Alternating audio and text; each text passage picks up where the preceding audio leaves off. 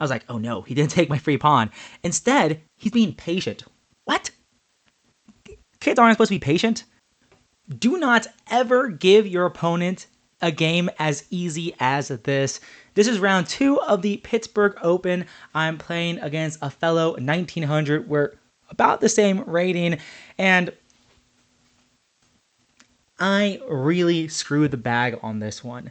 I don't think I've ever given my opponent an easier game in a long time.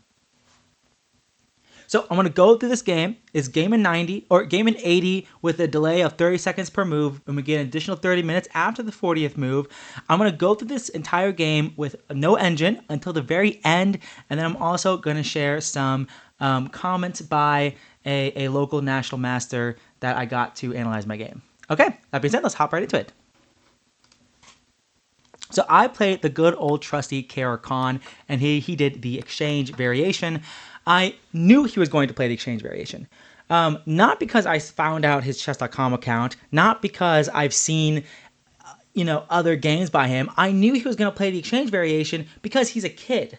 And kids almost always play the exchange variation. I saw his name. I'm like, okay, it's a young Indian kid. Like, I just know he's going to play the exchange variation. It's so popular amongst kids. So popular. So you play the exchange variation. And in advance, I was telling my hotel roommate, Justin, I was telling him, this is what's going to happen. And if this happens, I'm going to whip out Queen C7. So if you watch a lot of my videos, you know that I played this occasionally, Queen C7 on move 5. Usually I play Knight F6 on move 5, but I like to switch it up. I like to play Queen C7. And the idea is I'm not letting Black develop their bishop on the F4 square, and I'm waiting to see if he's going to play Knight F3. And I've had very good success with this position. However, I knew that if he didn't play Knight F3, I'm going to play E5 and try to open up the position, and I'm going to give myself an isolated queen's pawn, but I'm going to argue that I have more space, and I'm going to try to play for activity. So I was like, I'm going to play super aggressive. That's why I decided. That's why I decided this game in advance. And I was like, bam, Queen C7. H3, bam, E5. I'm going straight after you. Yes, I have this isolated queen's pawn, but I don't care. And the main move here, so this, I was studying this position for a while, because I thought there's a good chance I'm going to get it. And the best move here for white is to play bishop b5 check, and after Black blocks, white takes, and then Black can castle queenside in a lot of cases. Black can develop the bishop and knight like this, and it's just like Black just has Black can play very aggressively if they want to. Actually, in this position, Black can also just castle kingside normally as well. But this position is not worse for Black. So I knew that. We played bishop c2, and I was like, I know that's an inaccuracy. I know that's not the best, but his points is pretty solid. In the way that he has no weaknesses, and his position is pretty solid, and I have a very clear weakness here. So I have to compensate that. I can't be playing afraid chess, but I do end up playing some pretty bad moves. So I play bishop d6. Not a bad move. Please take this pawn. Please, sir, please. I want you to play knight f6 or knight e7. I can play bishop e6 and castle queenside. Please take this free pawn. I'm begging you. Please take this pawn. He doesn't. I was like, oh no, he didn't take my free pawn. Instead, he's being patient. What? Kids aren't supposed to be patient, but he is actually being patient here. But to be honest, when you see your opponent blitz out bishop d6 and you see that oh, if I take this, my opponent has 3 pieces out and I kind of have 1 piece out, you're behind, 2 tempi. So maybe you see that and you're like, okay, I got to prioritize development. So it makes a lot of sense. At the same time, though, I was sad to see that he didn't take my free pawn. But he develops his knight, and so I just take and play knight e7. So why did I not play knight f6? That is a great question. If bishop g5, I was like, ooh, I can't play knight e4 because he can just take and take. But like, no. If knight e4, and if he takes, like, I've won the bishop pair. And like, I wanted to sacrifice his d5 pawn anyways. So like, I should not have been afraid of bishop g5. So by being scared of bishop g5, I play knight e7. But like, this move, like, the knight doesn't belong on e7. Maybe it can rotate to c6. Maybe. But like, that doesn't make it better on the square. So an inaccuracy here by me. He castles. And watch how simple his moves are. He doesn't even have to think. He's just playing regular chess moves, and he's doing good. Because I make his life so easy for him. I play bishop e6, and inaccuracy again. It is not clear where this light square bishop wants to go.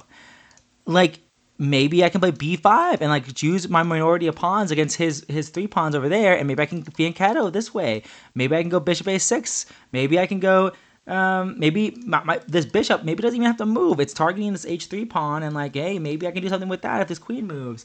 Like, this bishop, it's not super clear where it wants to go. If it goes to e6, which is what I did in the game, it's passively defending, and I'm overprotecting my d5 pawn, but like, I'm playing passively with the IQP, the isolated queen's pawn. Like, it's passive, not massive, and that's not good. That's not good.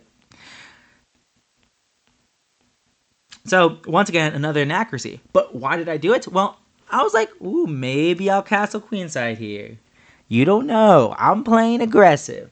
I'm aggressive. Look at me. Like that. That's really what I thought. I played bishop e6. I'm like, ooh, I have anonymity with my position.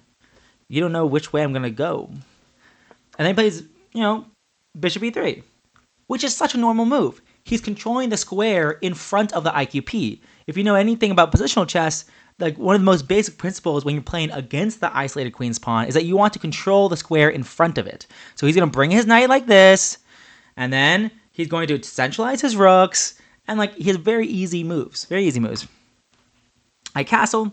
I thought about castling queenside, but I thought, that's dumb. Like, of course he can't take, because then I'm just going to go here, and his bishop's trapped. But he doesn't have to take. He can probably go a4. And if I don't know what move to do. Like, let's say I just go f6. You go a5. And like, if I try to stop his pawn, then he gets, a really nice bishop on b6. And if I don't stop the pawn and just defend my pawn, I actually don't know what he would do here. I actually don't know. Probably just develop. Knight d2, knight b3, knight d4 still.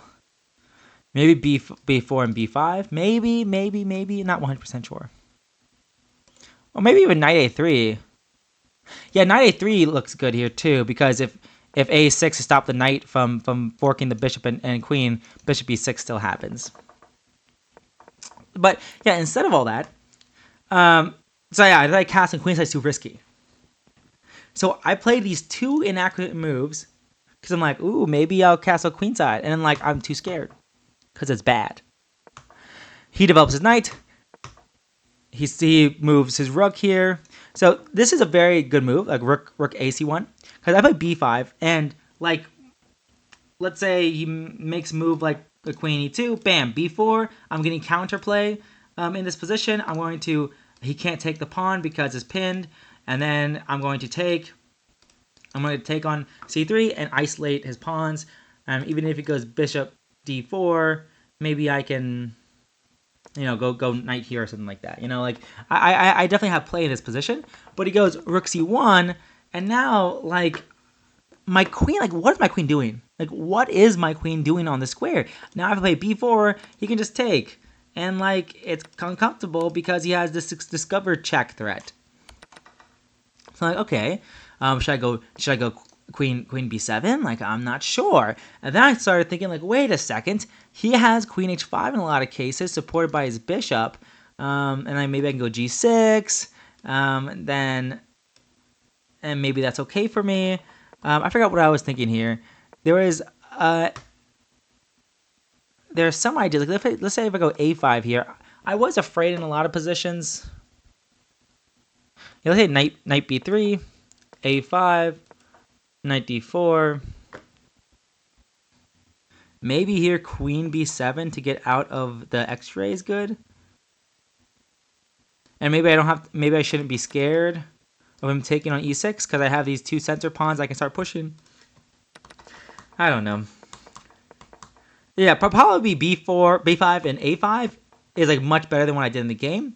Instead I play knight c6, which isn't that bad, but he just plays knight b3. And I just want to instant rewind to how easy his moves are again. Like, I know I've been talking about this a lot, but bishop e6, controlling the square in front of the pawn, developing your knight, centralizing your rook, x-raying the queen, moving the knight, centralizing the knight.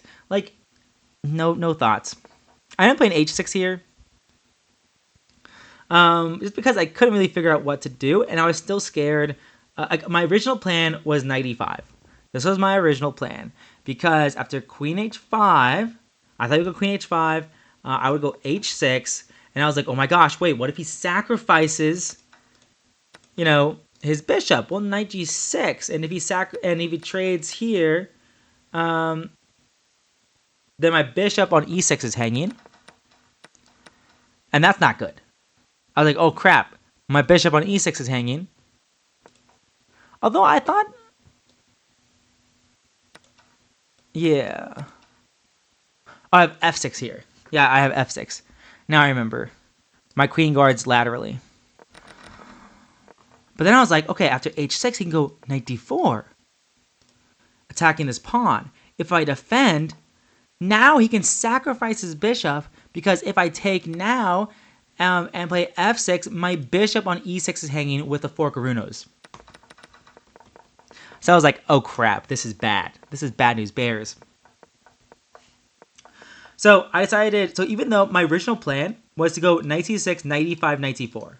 Like, if this knight was on c4, this position might not be so bad, actually. Like, this position, like, maybe it's not so bad. But it's not there, though. This knight is not very good on the e7 square. So I go knight c6, and my original plan, like I said, go to knight e5. But then I realized, oh, shoot, knight e5 doesn't work. That move doesn't work. I'm going to play h6 first, and then maybe later I'll play knight e5. But now he plays knight d4. He finishes his knight reroute to the d4 square, and I end up taking, because that knight's really good. The knight attacks. The knight attacks on b5. It attacks on e6. I'm like, okay, maybe I just defend and allow him to take on e6.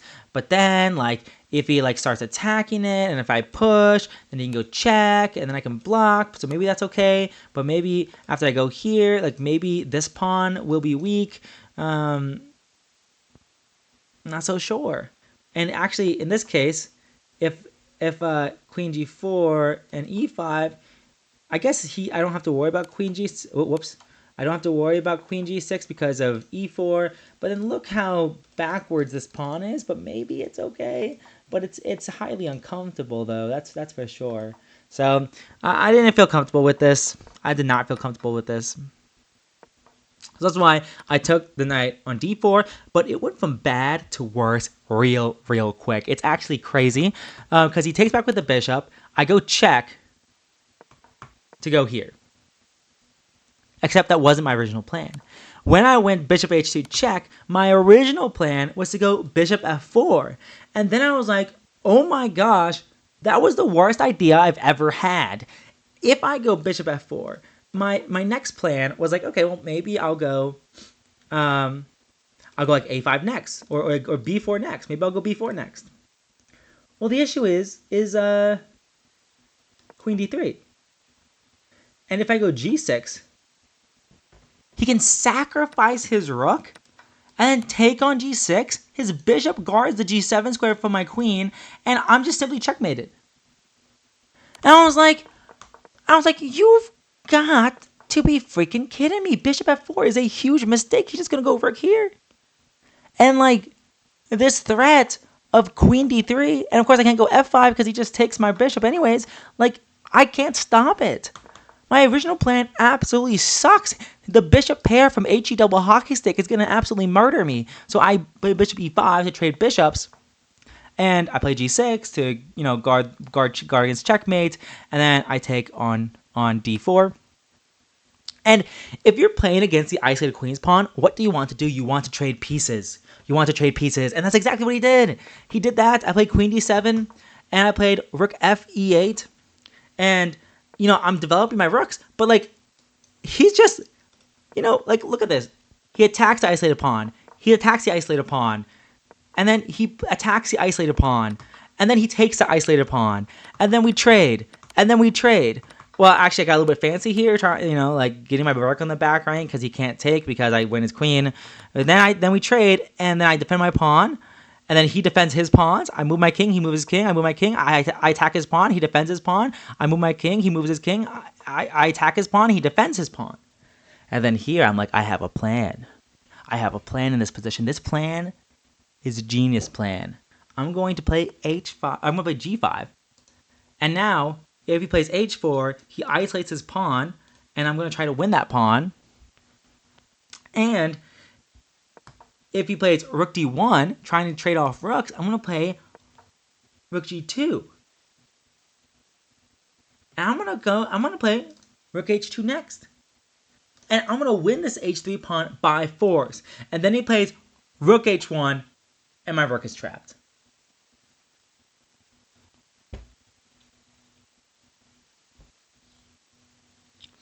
Like, this game literally could not have gone any freaking worse. It's impossible. There's zero way this game could have gone worse. This is absolutely the worst game I think I've ever played. That's a lie. That can't be true. There must have been worse games, but still, it's ridiculous. And so I play a few moves. I'm like, ooh, and I resign. So that was the game.